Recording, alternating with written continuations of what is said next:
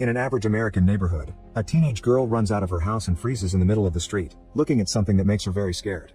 A neighbor asks her if she needs help, but she says she is fine and runs back into the house as she ignores her father, only to come out again with the car keys. She immediately drives away and makes it to the beach, where she gets a call from her father.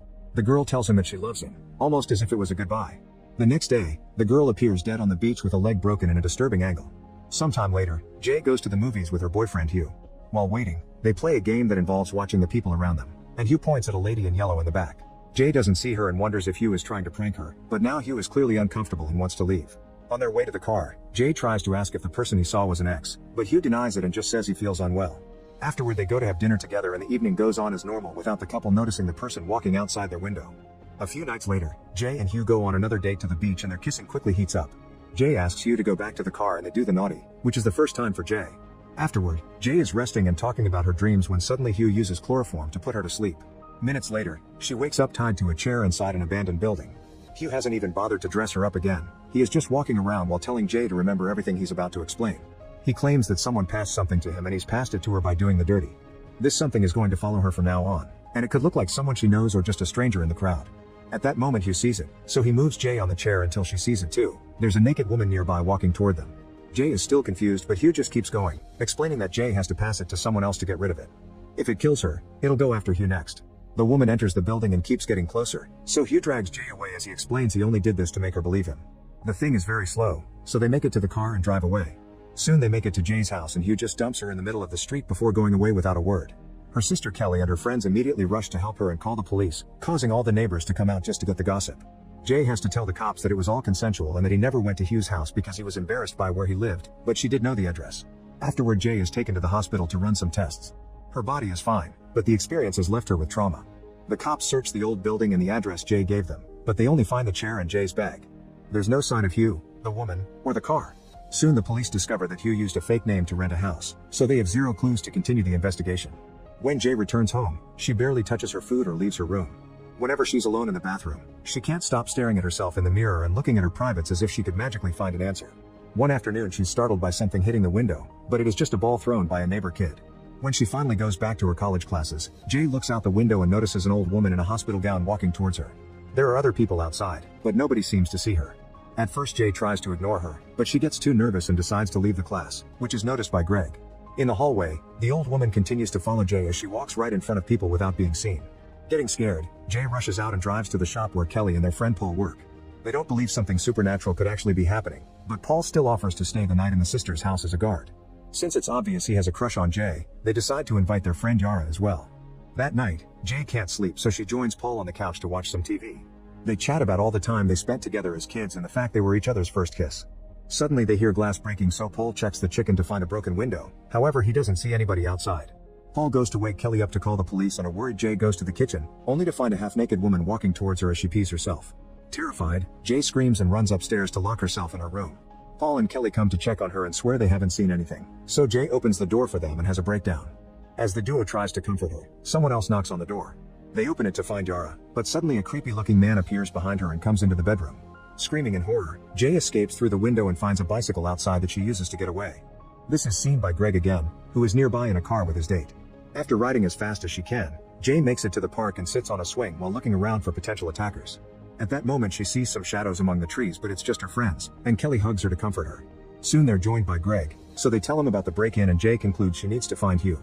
Greg agrees to help, and the next morning, he drives the group around town to try to find Hugh. They make it to the house he rented and notice he hung lots of cans and bottles on the windows as an improvised alarm to know if someone breaks in. There's also a ton of medicine in the bathroom cabinet. In the attic, Jay notices a hole in the newspapers covering the window and looks out, only to quickly pull away when someone walks by.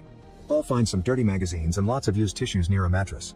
Inside one of these magazines there's a picture of Hugh with his old girlfriend, who is wearing the school jacket. Later Greg and Jay go to the school from the jacket, and with the help of a secretary, they discover Hugh's real name is Jeff and get their real address. The group drives to his real house and Jay is shocked to meet Hugh's mother because she looks like the naked woman from the other night. Hugh accepts to chat with the group and tells them that even if the thing is following Jay, he can still see it. There's nothing they can do except pass it on, so Hugh advises Jay to do the dirty with a new partner. Greg doesn't believe any of it and Hugh gets angry, reminding them that he's in danger too. If Jay gets killed, the thing will go after him next and down the entire line until it reaches the person who started it. He apologizes to Jay, saying he was a victim too, explaining a random one-night stand from the bar was what got him. When someone walks by, he gets very nervous, but everyone else assures him they can see the person too. Thinking they need to put some distance between Jay and the thing, Greg takes the group to his family's vacation house many miles away. Following Hugh's example, Jay puts up some cans on the window as a makeshift alarm. Greg takes the gun his family hid in the shed and teaches Jay how to shoot so she can protect herself. Later the group goes to the beach, and while they relax, they don't notice a person that looks like Yara approaching them from behind while Greg is away peeing. Suddenly the thing lifts Jay's hair, and while the others can't see the entity, they do see the hair moving. Paul grabs a chair and tries to hit the thing, causing it to let go of Jay but also to push Paul away in return. The entity continues to follow them as the group runs into the shed, where Paul notices the marks left on his stomach by the push.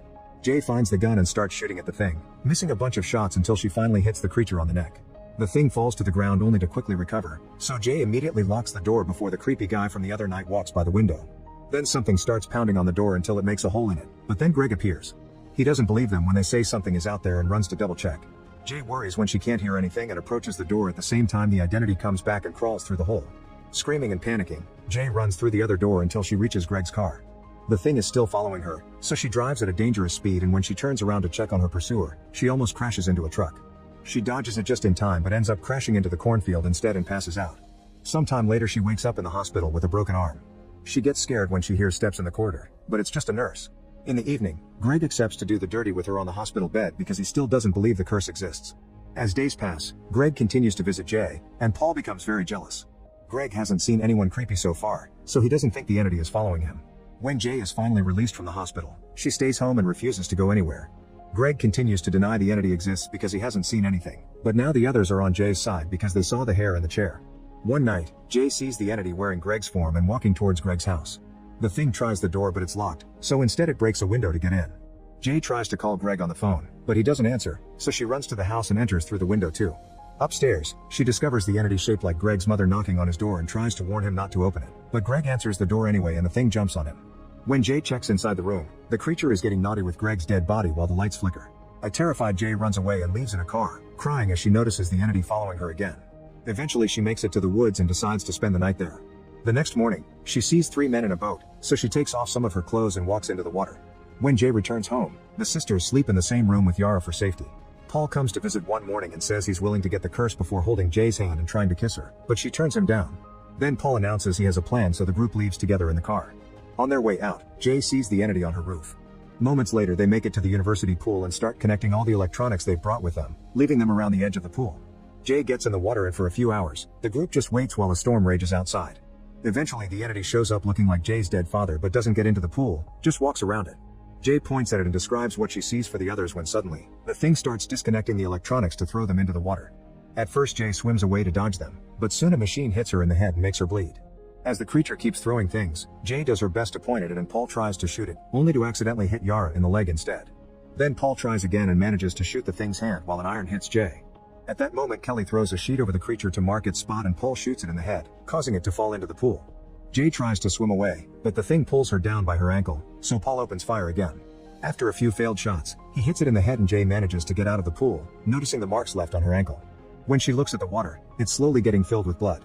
Later when the group goes home, Jay and Paul finally get down to business. The next day, Paul drives near some street workers, considering passing the curse to them. Later in the afternoon, Jay and Paul walk down the street holding hands, unaware of the mysterious person walking behind them.